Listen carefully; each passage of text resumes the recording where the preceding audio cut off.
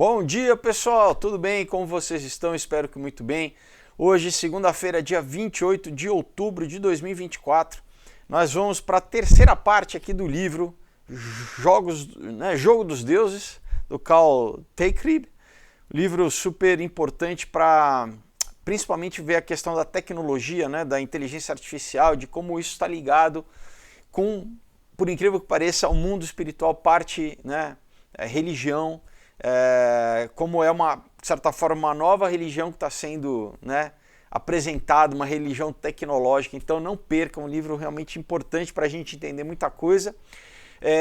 Antes da gente começar, claro, vou lembrar a vocês da campanha do prédio, pessoal, que já está com, graças a Deus, 11% da meta já batemos, mas falta você participar, falta você colaborar. É uma história incrível para adultos, para crianças. Quem é adulto vai lembrar da sua infância. Eu faço referências, homenagens àquela época que a gente viveu tão importante. Então, bailinho da escola, as brincadeiras, os brinquedos, todo mundo vai se divertir, vai ler, vai olhar e vai poder ler com os filhos. Falar assim, aqui, assim era a minha infância, olha aqui como era. E para as crianças de hoje em dia, que estão, infelizmente, muito saturadas com tela, que às vezes não precisa nem imaginar, não precisa nem brincar, porque é só tela, só tela.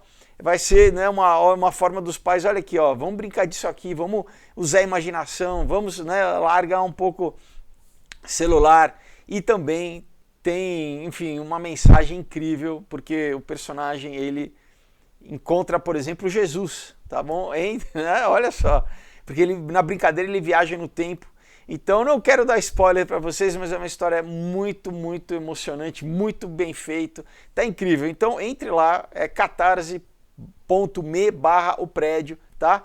Lá você vai ter uma série de recompensas, o seu nome como colaborador na história, camiseta, pôster, adesivo, convite para a festa de lançamento, o badge digital para você postar na internet e também, olha só, combos com os meus outros 7 quadrinhos que já estão prontos, Os combos, você então pode adquirir o prédio, o exemplar do prédio junto com os meus outros quadrinhos que estão prontos. E a coisa mais legal de todas é você ser desenhado na história e no pôster, tá? Então na revista você vai mandar sua foto como criança, ou se você preferir dar de presente para o seu filho, para o seu neto, sobrinho, você vai mandar a foto, a gente vai desenhar na revista e no pôster, tá? Então, para uma coisa para você guardar, para emoldurar, botar na parede, é legal demais. Então, não perca, entra lá, catarse.me/oprédio, colabore, é importante você colaborar, divulgue também com os amigos, tá? Eu peço, por favor, que a gente precisa levantar aí os recursos para a produção, tá? Então, o que mais? Aqui embaixo, então eu vou deixar aqui embaixo o link do Catarse, tá? Na caixinha de descrição. Aqui embaixo também tem um link do meu site, philipefogozzi.com. Tá, o link também você pode entrar lá para conhecer as minhas outras revistas, e o link da campanha do Catarse está no meu site também.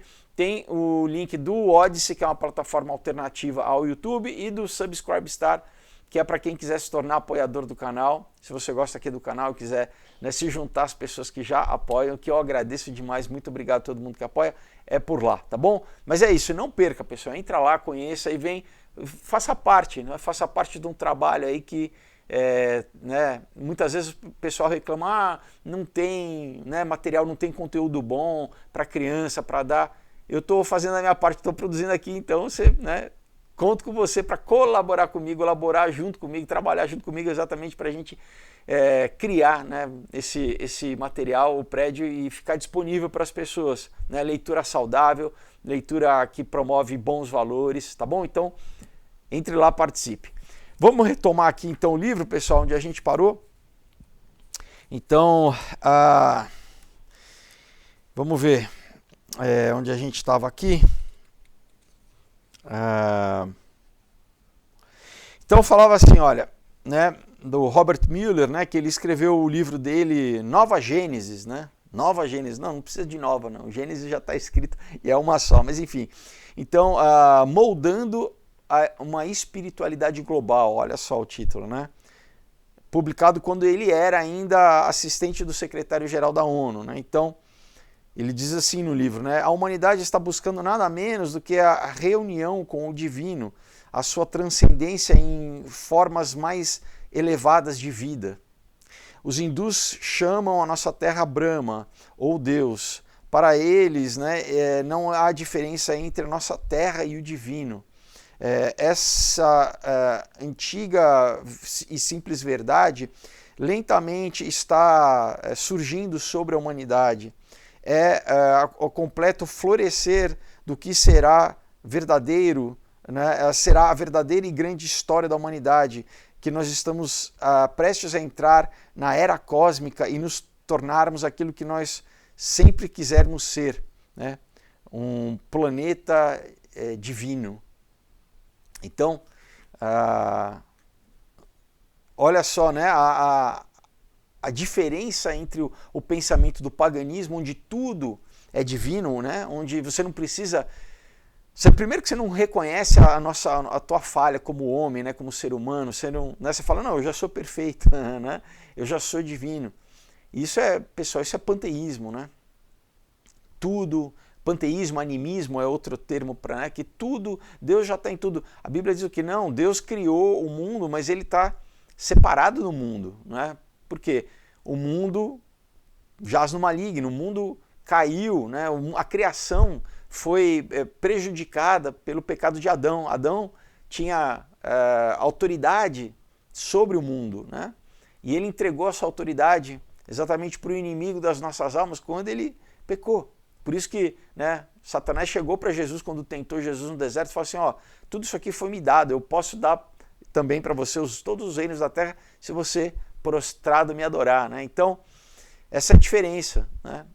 Que exatamente todos nós precisamos nos religar a Deus através de Jesus Cristo, do sacrifício dele na cruz. Então, assim, são paradigmas completamente diferentes, né, do que essa galera, né, nova era tem do que o cristianismo fala, né? Então, diz assim, né? O congresso, né, que o autor estava participando lá nos anos 2000, né, o congresso promovido pela ONU, né, da juventude global lá, ele diz aqui, né, então terminou um pouco depois da meia-noite, né, do dia 5 de abril para o dia 6 de abril,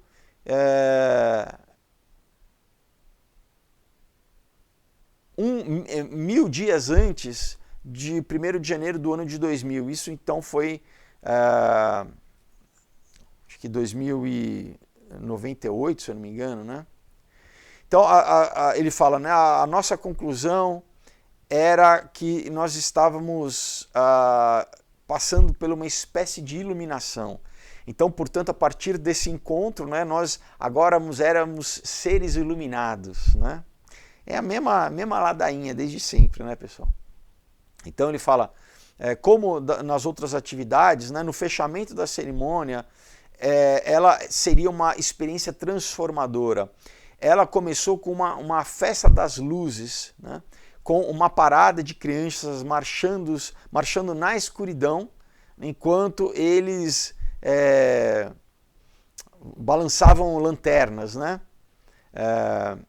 Então, segundo eles, diz assim, né, porque a luz é a primeira fonte de energia do universo.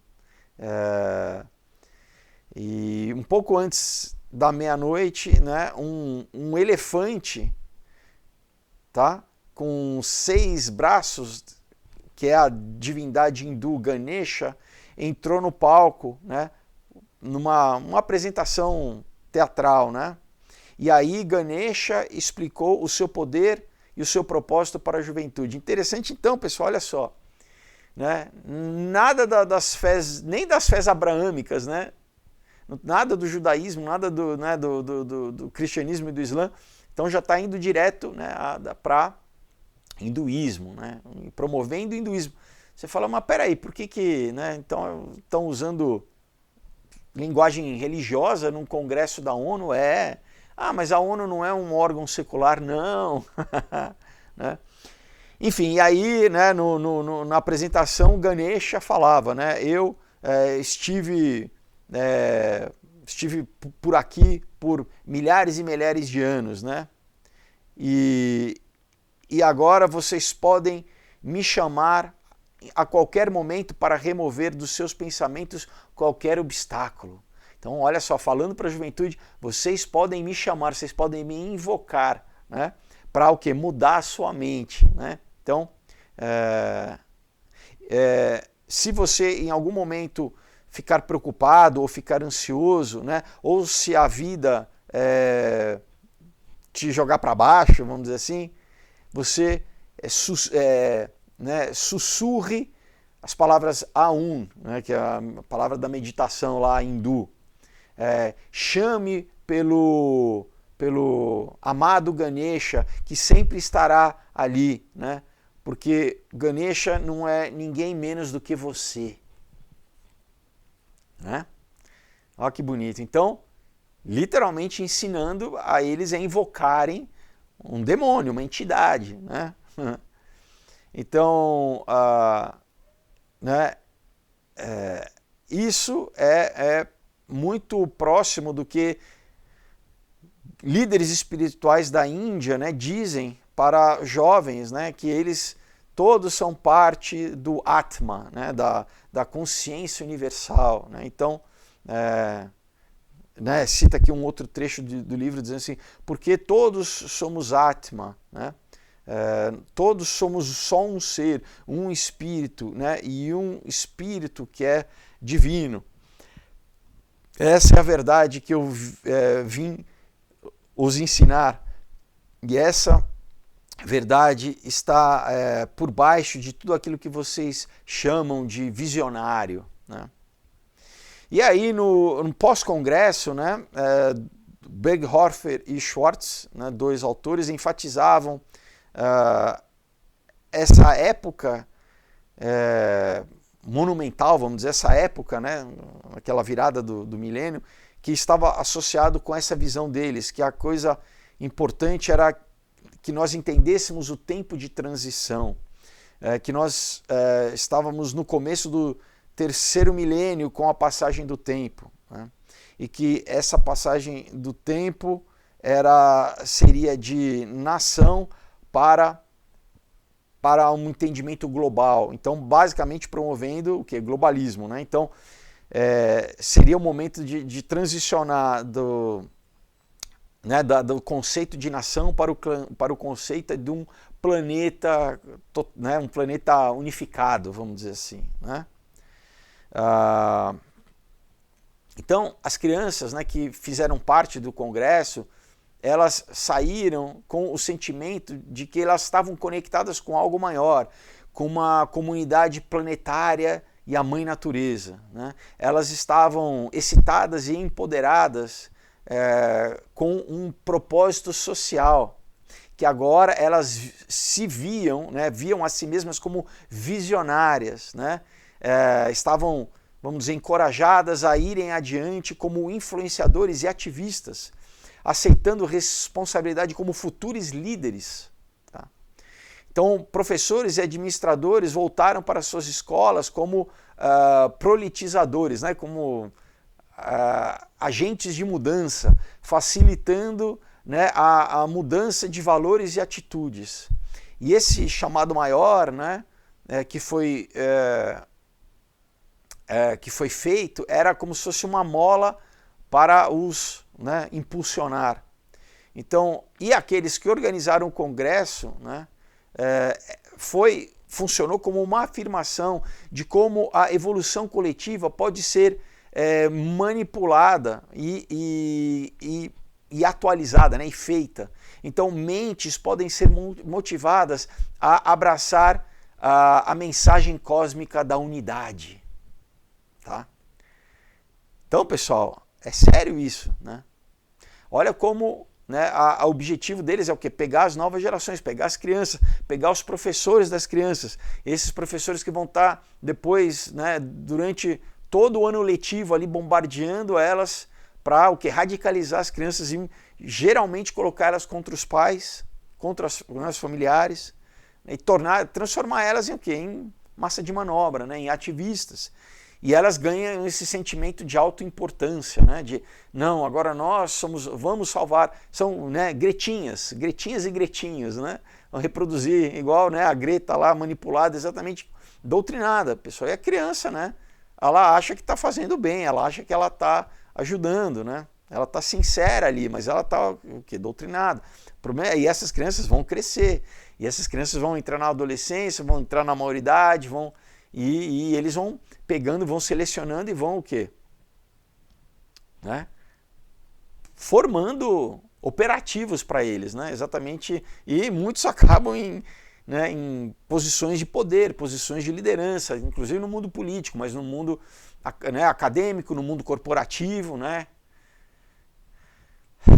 Bom, então continua assim, né? Então, como demonstrado, né, nos times de cada escola, né, os projetos de sonho, né, o Dream Projects, né, essa nova leva de jovens, ela já estava condicionada a aceitar, né, vamos dizer, a ação revolucionária em todas as frontes, né? Então, basicamente, estavam formando revolucionários, né? Vamos lembrar o livro do Saul Alinsky ali, onde ele homenageia o primeiro revolucionário da história, Ken Lucifer, né? Tá nos agradecimentos do livro, né? Então,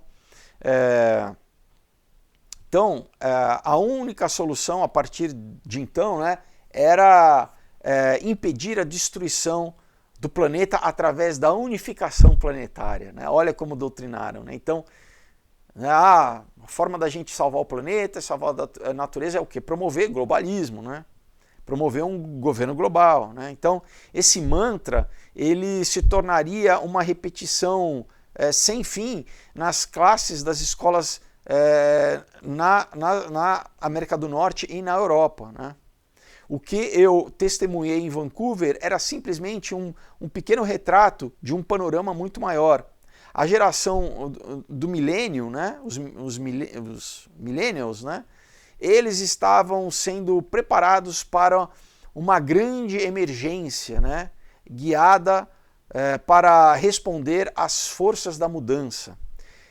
Ele fala, né, como um pesquisador cristão, né, que pesquisa essas tendências mundiais, eu deixei o Congresso, né, com um novo entendimento sobre a velocidade, né, da transformação social e espiritual que estava acontecendo. Eu, pessoalmente, testemunhei uma poderosa demonstração de um ideal coletivo sendo colocado em ação. Olhando para trás, eu me lembro de um pensador social britânico chamado Benjamin Kidd, que escreveu aproximadamente um século atrás, dizendo o seguinte, entre aspas, né, a influência do coletivo ideal imposto nas mentes dos jovens, né, debaixo de condições emocionais é incalculável. Então, na verdade, você pega os jovens e você joga uma carga emocional dele, né, basicamente traumatiza, né, assusta, emociona, e aí você o que? Deixa eles prontos para serem manipulados, né, e obedecerem a uma agenda, né? Então essa tal de grande emergência, esse termo, ele foi cunhado, né, pela Barbara Hubbard, né, para descrever um tempo onde a humanidade ela ganharia consciência, né, e se transformaria numa sociedade planetária, né? Então é a mesma papagaiada, né, pessoal? Tudo indo em direção ao que é aceitar o globalismo, aceitar um governo global. E isso é bíblico, porque a Bíblia, né, fala que vai haver um governo global, né? Em Apocalipse é esse exatamente o sistema da besta, né? Inclusive, não nos esqueçamos, né? Hoje ainda, né, se tem uma ditadura, as pessoas podem fugir, deixar o país, ir para um outro lugar, serem exilados, né? Receberem abrigo em um outro país. Agora, quando houver um governo global totalitário, não tem para onde fugir, pessoal, né? Não tem possibilidade de dissensão, de você não, né? Você ir contra ali aquele governo tirânico, déspota, né, totalitário, e fugir para um lugar, né, com liberdade, né, com direitos humanos. Não tem, é um governo totalitário global, né? Você vai fugir para onde, né? Então, ele continua falando assim, a mudança, né, estava no ar, né? Os últimos, vamos dizer, os últimos sinais, né, da estrutura judaico-cristã que formou a mentalidade ocidental estava sendo jogada fora, né? Então, o materialismo científico, né, esse chamado à modernidade, né, que tudo é desculpa, não, estamos em evolução, é o progresso, né, essa desculpa, né, então a gente tem que esquecer tudo o que existiu antes de nós, né, independente se a coisa é boa, se é aquilo que preserva a vida, não, né, essa é a desculpa deles, né, não, a gente tem que, estamos em evolução, em progresso, deixe tudo para trás, não, aquilo que é bom vai ser sempre bom, né, não vai deixar de ser bom, né. Então, o pós-modernismo, né, a desconfiança desse materialismo secular, né, sobre tudo que veio antes, e a rejeição, né, do cristianismo estavam sendo, vamos dizer, promovidas no oceano cultural, né. Aqui ele usa faz uma expressão poética, ganharam velas no oceano cultural, né? Então basicamente estavam sendo promovidas, né? Então esse congresso de cidadania global representou algo diferente do que simplesmente o pós-modernismo, né? Era uma nova história sendo escrita sobre a nossa civilização, era uma nova narrativa, né? Literalmente. Segundo eles, o futuro estava se apresentando, se desdobrando, né? Um futuro que estava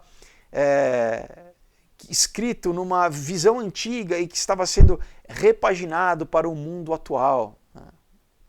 É óbvio que eles vão contra só o cristianismo, mas vão buscar as verdades ancestrais. Não, quer dizer, então você fala do cristianismo, não, isso é antigo, é ultrapassado. Agora, as verdades ancestrais do hinduísmo, não, essas valem a pena, né? Então, como, né, ele fala, né, como um passageiro em um barco, né, que foi levado para entender como que o barco funciona, eu também tive uma visão sobre, vamos dizer, o arcabouço desse movimento da unidade, né, do oneness. Ele fala, então, basicamente assim, ele está falando, eu vi como eram as engrenagens, o que estava por dentro desse movimento, né? Então ele fala, o que eu vi, né, e o que eu testemunhei me convenceu que nós estávamos deixando para trás o pós-modernismo, né? Porque o pós-modernismo, essa teoria crítica sobre tudo, é só para o quê? Para debilitar o cristianismo e os valores ocidentais, judaico-cristãos. Porque a partir do momento que eles fizerem isso, vai ser apresentado um novo dogma, tá? Uma nova religião que vai ter que ser seguida à risca.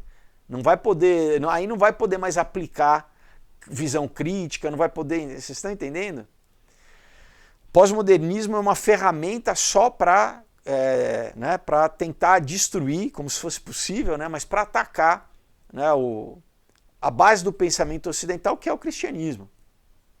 Para o quê? Para, né, jogar, né, na mente das pessoas, confundir, né, criar dúvida, enfraquecer as verdades, né, essas verdades bíblicas, né? E aí, após isso, eles apresentam uma nova religião, um novo dogma, com novas regras, né?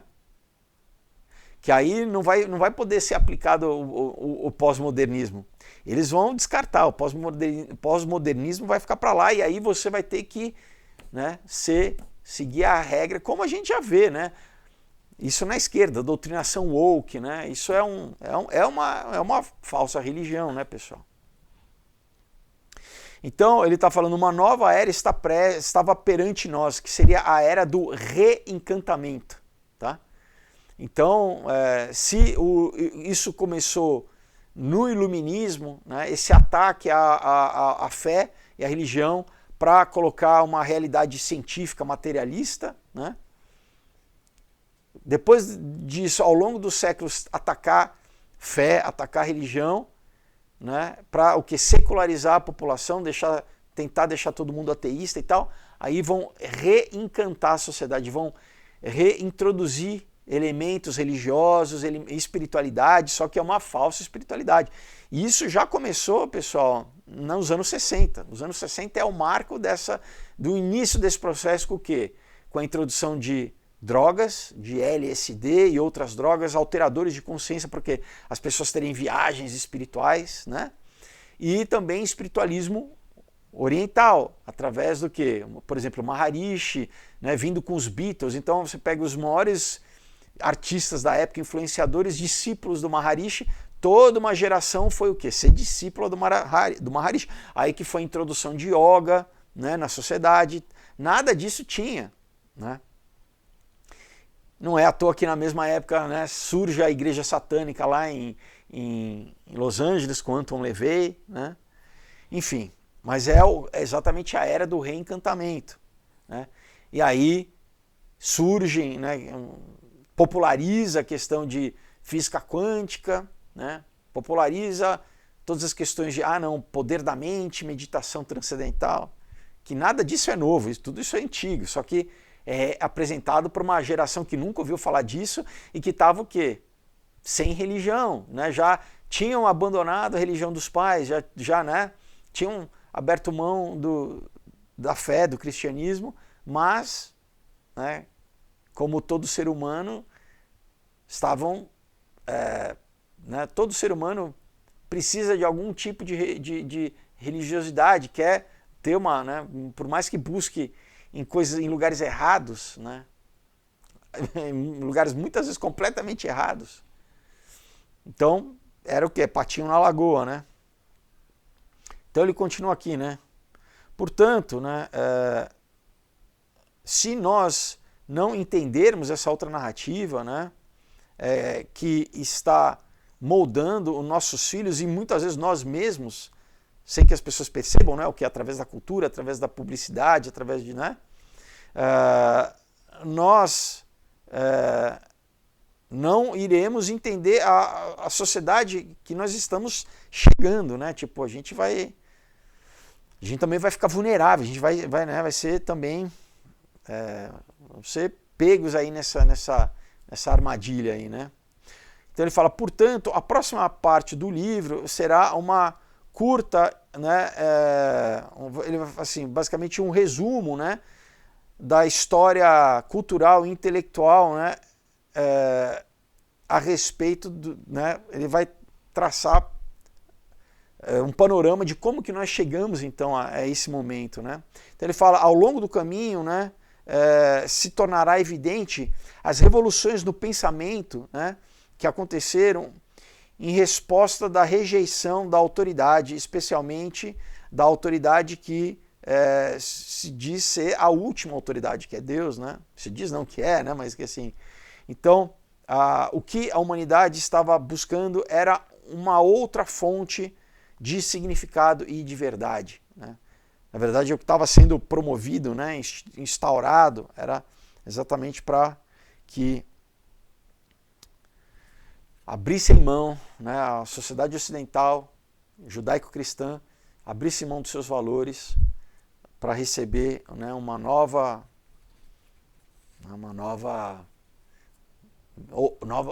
verdade, né, que na verdade é uma mentira, né, mas enfim.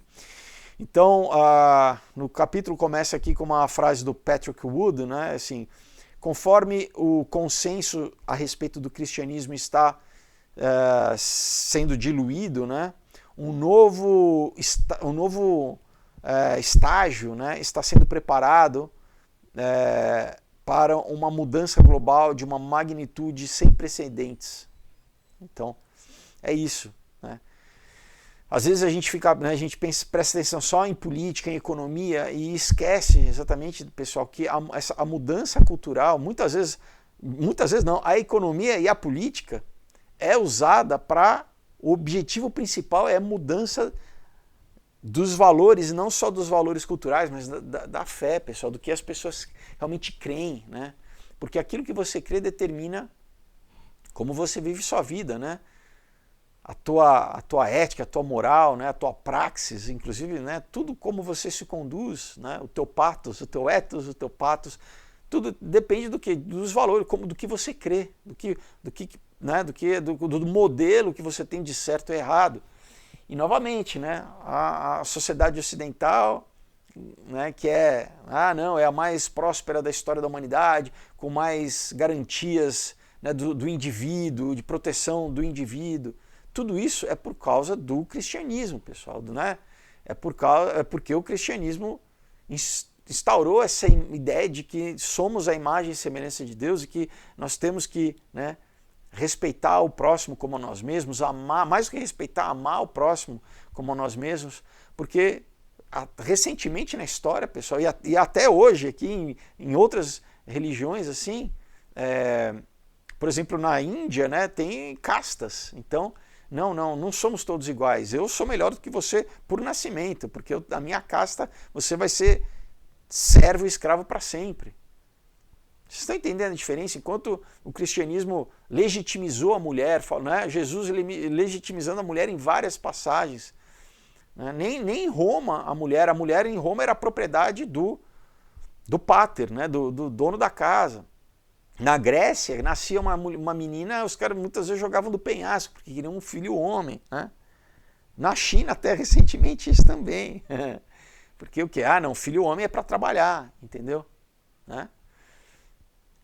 Então, infelizmente, né, a galerinha da esquerda, né, a gente defende as mulheres, mal sabe que combatem o cristianismo, que o cristianismo que, né, garantiu, começou a trazer direitos das mulheres, né, abolição da escravatura com Wilberforce lá no parlamento inglês, começou com quem? Um cristão. Por quê? Porque reconhece, eu não posso tratar o meu irmão, o outro, como né, um ser menor do que eu. Enfim. Vamos continuar aqui, né? Então, tem uma outra citação, né? Ele fala aqui, né, o capítulo 3, então, mudando a fé, né? Uma mudança de fé. Então, uma citação do Robert K. Serling, né? Sirleaf, diz assim, a civilização ocidental sem o cristianismo é como uma sopa sem carne.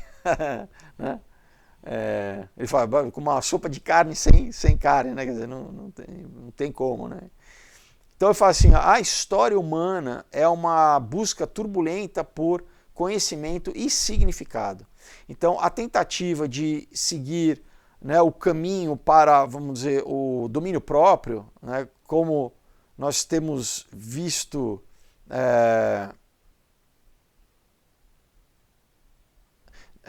nós temos, vamos dizer, buscado alguma forma de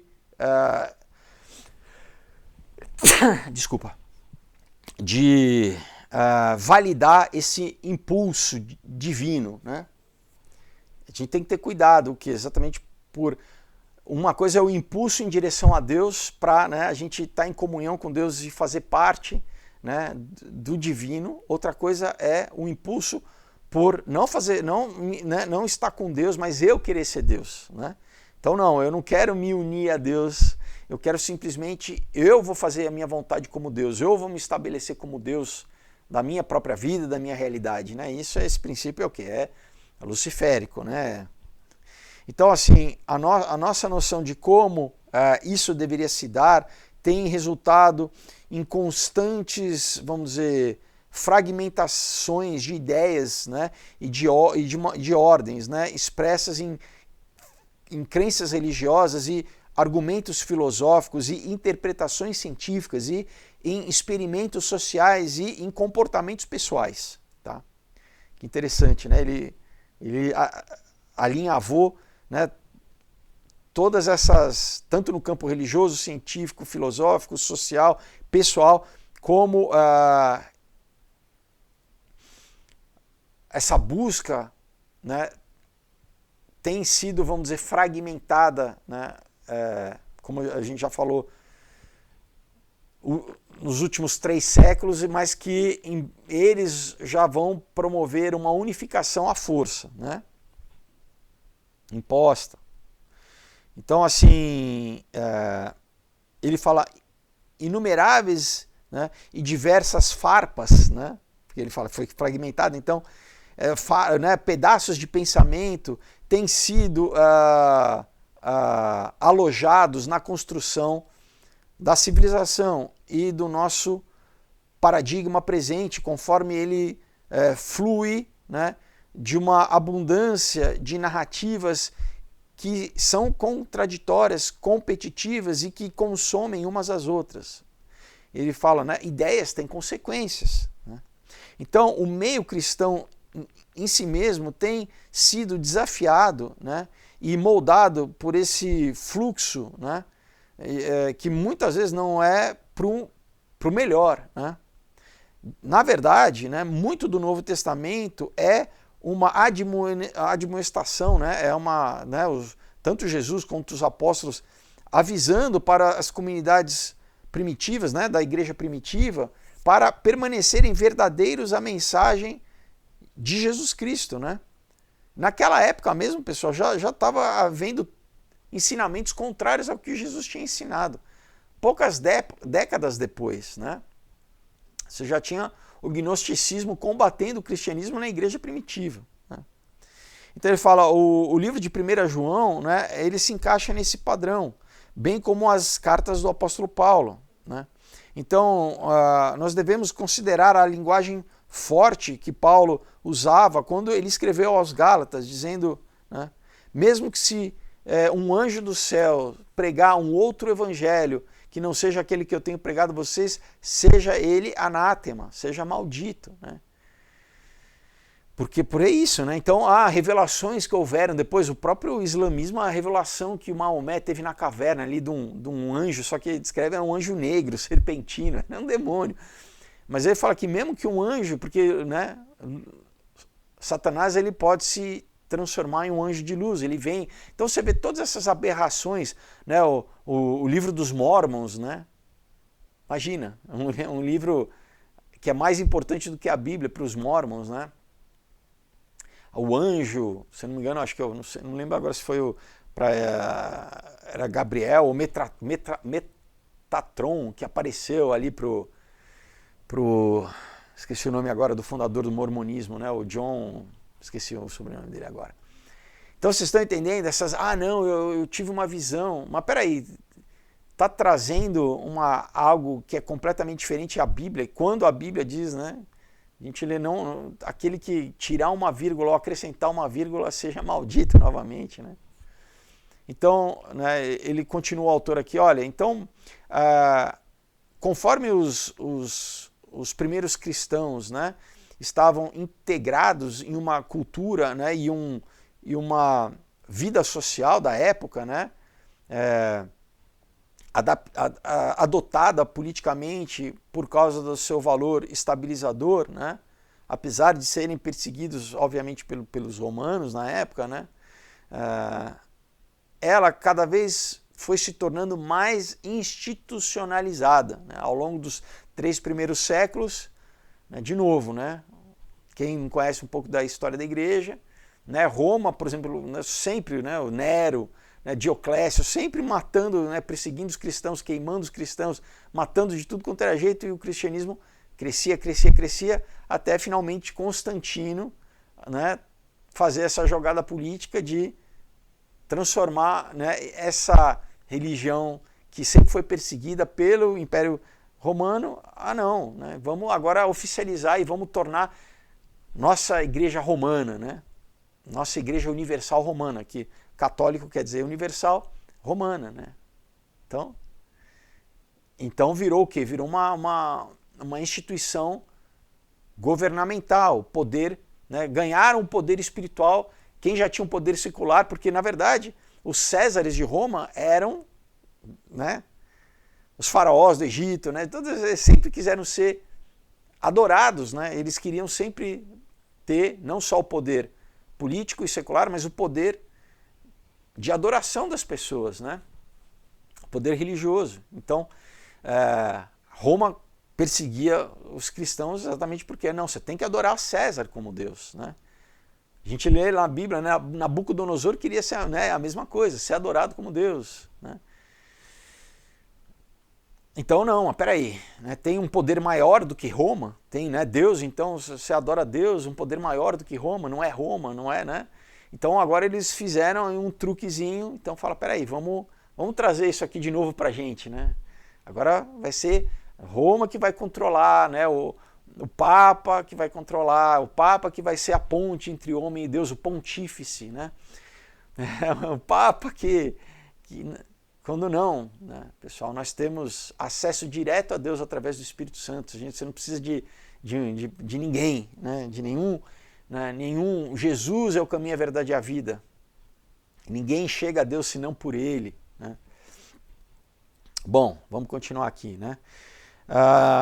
Então, argumentos foram feitos, né, sobre as influências positivas e negativas, né, que o cristianismo teve sobre a civilização ocidental. Independentemente, né, isso foi, vamos dizer, aberto para discussão na época pré-moderna, né, nos, vamos dizer, primeiros 3 grandes estágios, né, do pensamento intelectual e desenvolvimento social do Ocidente. Então, hoje, a transformação, né, e a transformação, inclusive da realidade, né, é vamos dizer, uma 4ª fase, né, na mudança do pensamento ocidental, né? Então, ele começa com, vamos dizer, antes dessa mudança, antes da era, né, que é a era pré-moderna, vamos dizer assim, né? Então, o pré-modernismo ou a pré-modernidade, né, ela pode, a gente pode falar que houveram alguns pontos que podem ser, né, anotados como marcadores da pré-modernidade. Entretanto, né, conforme os nossos interesses estão direcionados, né, para o Anno Domini, né, civilizatório, nós precisamos, vamos dizer, nos manter dentro do desenvolvimento político e social do cristianismo. Então, Constantino, no Edito de Milão, né, em 313 d.C., né, pode ser considerado como o começo, né, através do decreto desse imperador, né, que, vamos dizer, garantiu a tolerância aos cristãos, ao cristianismo, né, e permitiu que o cristianismo se tornasse, né, mainstream, né, ele se tornasse, deixasse de ser perseguido no Império Romano, né? Então, e depois o Edito de Tessalônica, né, de 380, é considerado aquele que transformou o cristianismo na religião oficial de Roma, né? E depois e os 607 decretos, né, do imperador Focus, do imperador bizantino, que foram,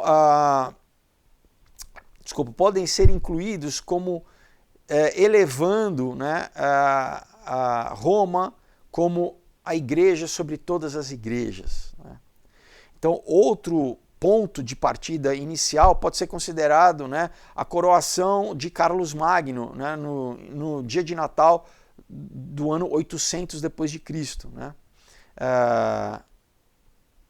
Que, vamos dizer, casou o ofício papal com o rei, né? Então, basicamente, a mesma coisa como, né, no Velho Testamento, Davi, ele era rei e sacerdote. Então, Carlos Magno, ao mesmo tempo, foi rei e foi papa, né? Então, estabelecendo o Sacro Império Romano na época, né? Então, na verdade, virou uma coisa só. O poder político e o poder religioso virou uma coisa só. Então, ele fala, né, independente do ponto de partida que você escolher, a pré-modernidade está enraizada no surgimento da Igreja Romana como uma instituição política, né, e cultural, né, também. Então, a pré-modernidade, se a gente considerar o começo dela em 313, né, e, vamos dizer, terminando mais ou menos no século XVIII, né? Com o quê? Com o Iluminismo. Né? Nós também podemos chamar essa a Era da Fé ou da cristandade. Né? Era a época onde as sociedades europeias, né? Onde o pensamento intelectual também estava baseado numa consciência cristã de ordem. Né? Primeira, vamos dizer, escrita pelo romanismo e depois reformada pela Reforma Protestante, remodelada pela Reforma Protestante. Então, conceitos religiosos, eles formavam os cultos, os costumes e as tradições das comunidades locais e de regiões maiores, promovendo um ethos comum da vida social. Né? Então, havia uma ética comum baseada, inclusive, não só ética, mas legalmente mesmo, né? de jurisprudência. Né? Toda a lei que nós temos hoje é baseada em conceitos cristãos. Né? Ele continua aqui, mas, né, as agências governantes religiosas estavam longe de perfeitas, né? Muito longe. Né? Então, justificações errôneas sobre a autoridade papal, né? Combinada com os interesses políticos e econômicos, geralmente levavam a impulsos autoritários e impulsos de opulência. Né? Aquela coisa, né? O poder corrompe. Né? Então, os mandamentos bíblicos de amar a Deus como, né, de todo o seu coração, de toda a sua alma e de toda a sua mente e amar ao próximo como a si mesmo, em muitas instâncias, em muitos momentos, foi subvertido para ter ganho ilícito. Né? Então, começou a haver muita desconfiança, né, na civilização ocidental. E esse exatamente é um dos principais motivos da reforma protestante, né? Porque a corrupção da igreja chegou a um ponto tão grande, né, que já estavam mudando verdades bíblicas. Né? Então, né, por exemplo, o conceito de purgatório, né, porque segundo os católicos não, né, Jesus não morreu para pagar os nossos pecados, você vai ter que pagar os teus pecados no purgatório. Jesus morreu só para dar um exemplo. Né? E aí o quê? Com medo de as pessoas ficarem no purgatório 1000 anos, sei lá quanto tempo, né? O Papa dizia que ele tinha autoridade papal para o quê? Para dar uma ablução, para o quê? Para reduzir o tempo da pessoa no purgatório. Então, a pessoa literalmente dava dinheiro, você pagava, e aí o Papa escrevia uma cartinha ali, porque, né? Então, pronto, agora você foi, né? A gente encurtou o teu tempo aí de suspensão, né? O teu tempo aí de que você vai ficar na salinha, né, de castigo foi resumido. Né? Olha o absurdo, pessoal. Né? Olha o absurdo. Né? É o que Jesus literalmente falou, né, contra quando ele quebrou ali a bancada. Né? Vocês estão fazendo aqui a casa do meu pai de negócio. Né? Então ele continua aqui, ele dá um exemplo. Né? Por exemplo, né, em 1150, ali, né, nessa época, o Papa Adriano IV, ele pediu para o seu amigo João de Salisbury, né, John of Salisbury, que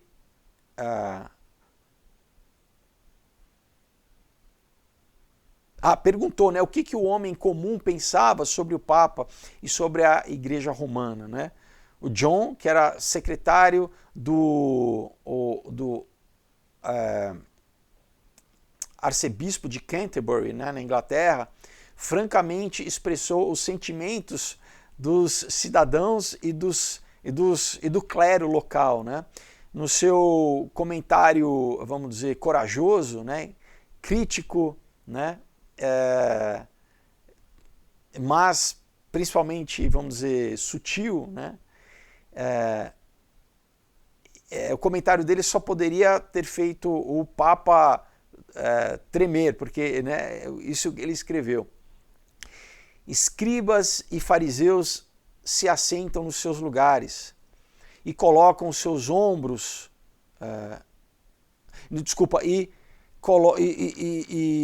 colocam no ombros de homens, né, o fardo insustentável, no qual eles mesmos, né, nem imaginam tocar com a ponta dos dedos, né? Eles, vamos dizer, pesam sobre, né, o clero, ao invés de tornar as vidas deles um exemplo para liderar o rebanho para a vida, né? Para uma vida reta, né, e um caminho reto. Eles, vamos dizer, colocam como se fosse móveis pesados, eles colocam as suas mesas de ouro e prata, eles oprimem as igrejas com extorsão, tá? Eles promovem fome, eles levam o clero e as pessoas a entrarem em conflito, nunca tendo compaixão do sofrimento e da miséria dos afligidos. Eles se regozijam no espólio das igrejas, basicamente, né? Estavam só roubando a comunidade, as pessoas, os fiéis, inclusive os padres locais, né?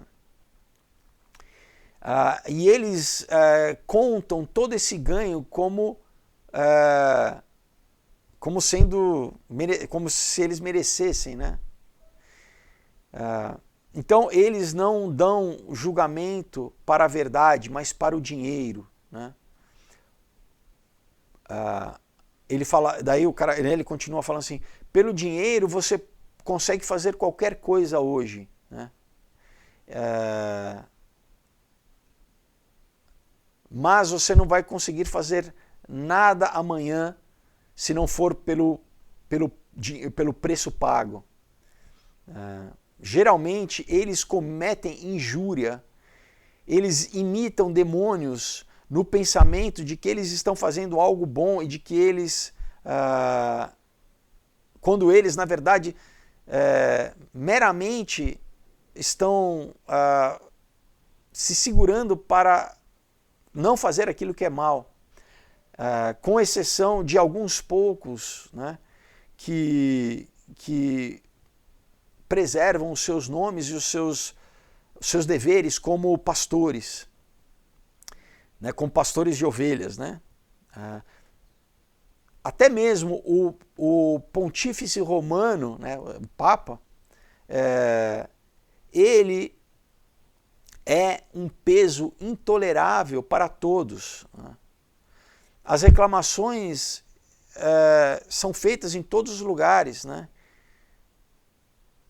Que enquanto as igrejas, né, que foram construídas para a devoção, né, pelos pais, né, pelos construtores, né, para a devoção de Deus, enquanto elas estão caindo em ruínas e estão colapsando, né, o Papa tem construído para ele mesmo palácios, né,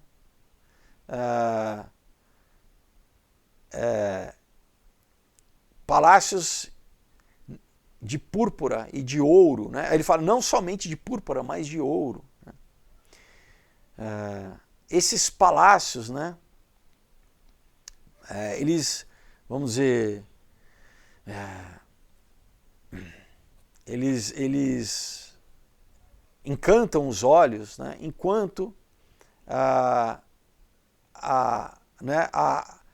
as mãos da Igreja de Cristo estão sendo a palavra correta aqui da tradução seria abusadas, né? Estão sendo, vamos dizer, é o mesmo termo para um abuso sexual, né? Então ele continua aqui, né? Isso o John Salisbury escreveu para o Papa, né? Falando assim, olha, a situação é essa, né? E aí, né, ele vai entrar na Renascença, né? Então, ondas turbulentas, né, tanto políticas quanto religiosas, elas chegaram nas margens da civilização ocidental no século XIII, né? Então, o catolicismo romano, que era, vamos dizer, o guardador, né, o guardião da fé e da vida acadêmica, né, porque fundavam, só eles que detinham conhecimento, né, as instituições de ensino, né, ela começou a encontrar a sua autoridade, começou a ver enfraquecer a sua autoridade exatamente pelo nível de corrupção, né. Então, com esse entendimento, né, houve, vamos dizer, um renascimento, que é, né, exatamente o nome do renascimento dessa época, né, na literatura antiga e na expressão artística antiga que emergiu primeiro na Itália, né, e depois em outras partes do continente europeu, né. Essa exploração de modos alternativos permitiu uma nova atividade humana, né, cultural. De qualquer forma, diferente do movimento secularista de hoje, né,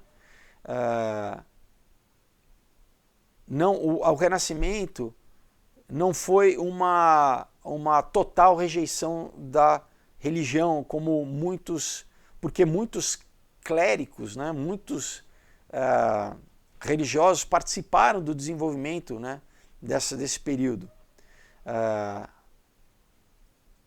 Mas, né, naquela época, a busca intelectual resultou numa nova ênfase ao homem renascentista, né, o homem do Renascimento, que buscava conhecimento e articulação além, né, dos limites tradicionais e dos parâmetros tradicionais, conforme o historiador Will Durant explica, né, que, vamos dizer, naquele momento transformou a religião em filosofia, né, e o céu na terra, e revelou a uma geração,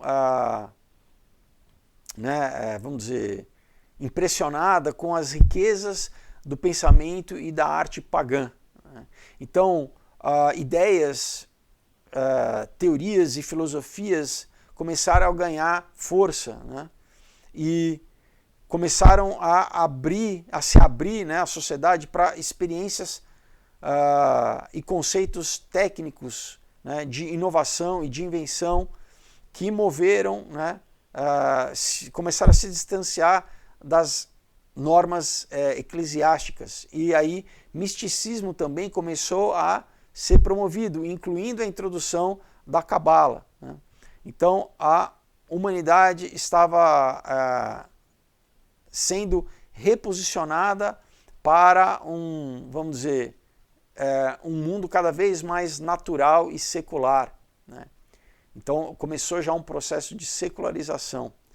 Culpa do quê?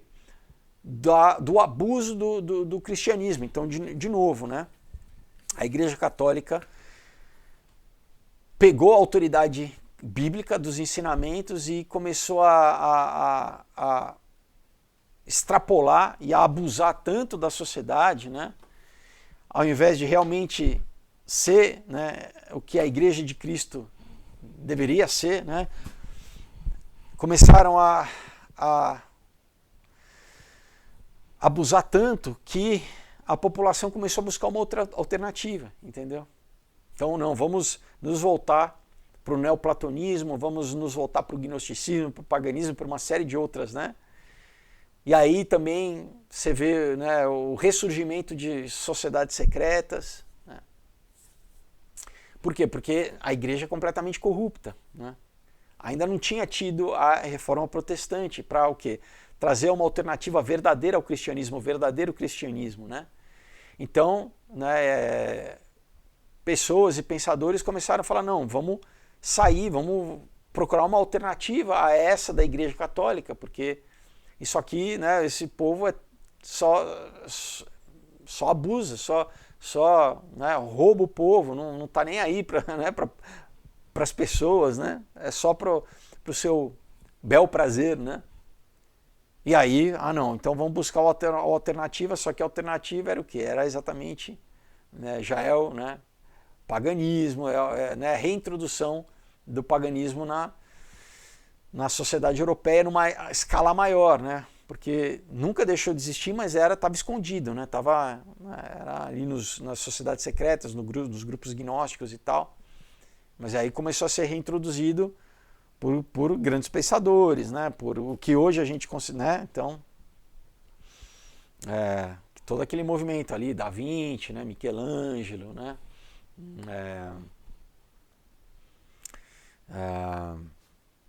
Galileu, enfim, né?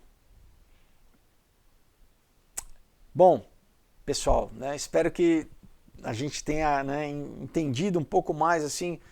E é muito legal, né, o livro, porque ele vai fazendo, né, o autor ele vai fazendo essa linha do tempo, né, então talvez se você, né, às vezes a gente aprende a história na escola, mas de um ponto de vista exatamente secular e que na verdade vai promover isso, vai falar, não, que bom, né, então estamos saindo da idade das trevas para a idade, né, do renascimento, como... a gente tem que entender aqui pelo prisma cristão esses movimentos que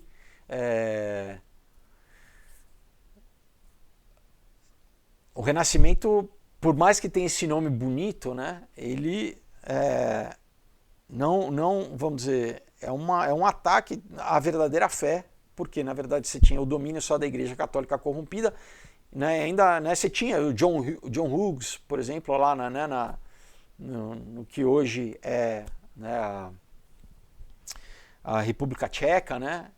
100 anos antes né? Então, ao longo da história, você tinha pessoas que já se opunham à Igreja, né, romana. Né? Então, 100 anos antes de Lutero, John Hughes foi martirizado. Né? Por quê? Porque ele já estava trazendo e indo contra exatamente essa corrupção da Igreja Católica. Né?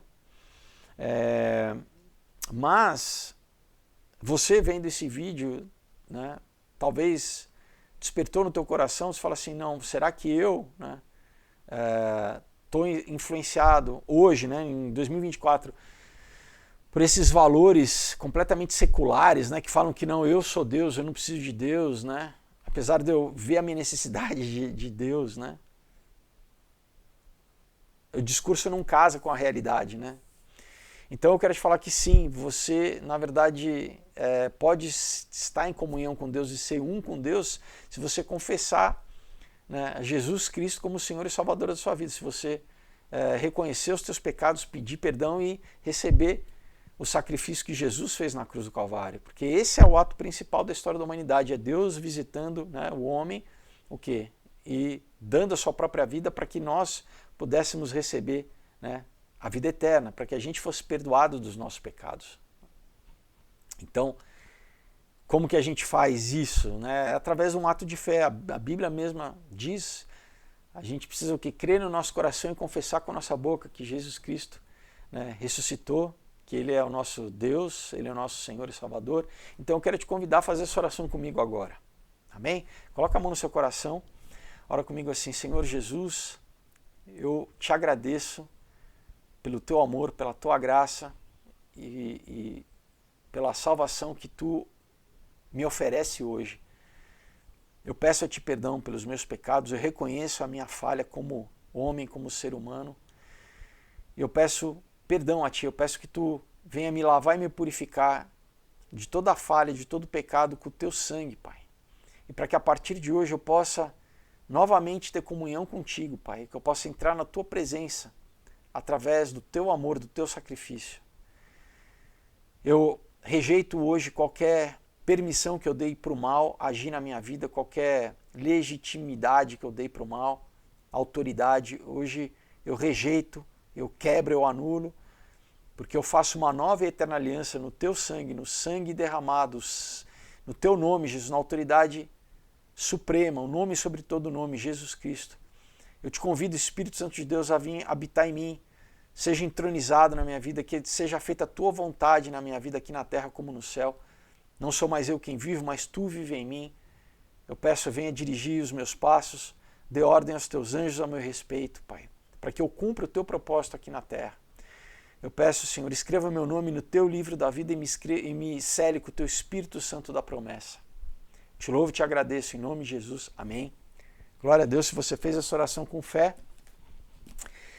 Nós temos aqui o maior livro de todos, da história, que na verdade é escrito por Deus, né? Usando homens, né? Mas escrito pelo Espírito Santo. E então compre uma Bíblia, passe a ler, passe a ter uma disciplina de oração, uma disciplina de leitura diária. E busque uma igreja para você estar inserido no corpo de Cristo aqui na terra, uma igreja que pregue a Bíblia, né? Não uma igreja esquerdista, lacradora, né? Que promove, né? Falsa igreja, né? Ideologia de gênero, essas coisas todas. E também cuidado com seitas que, né, tem aí outros livros, outras, né, profetas recentes, que, né, igrejas judaizantes, né? Não, os judeus são judeus, Deus trata com eles, nós, né, a igreja, os gentios, somos tratados de outra forma, né? Então, você não precisa cumprir, né, a lei judaica, né? Então, Jesus já cumpriu a lei, né? Nós somos salvos pela fé, né, pela graça de Deus, amém? Então busque uma igreja e comece a crescer na graça e no conhecimento de Deus, amém?